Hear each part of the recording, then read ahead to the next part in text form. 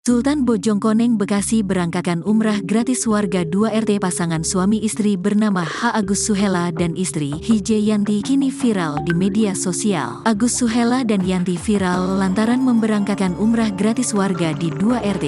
Ia juga dijuluki sebagai Sultan Bojongkoneng karena aksinya ini. Sultan asal Bojongkoneng, Kabupaten Bekasi itu disebut-sebut memberangkatkan umrah 1.000 warga sejak tahun 2019.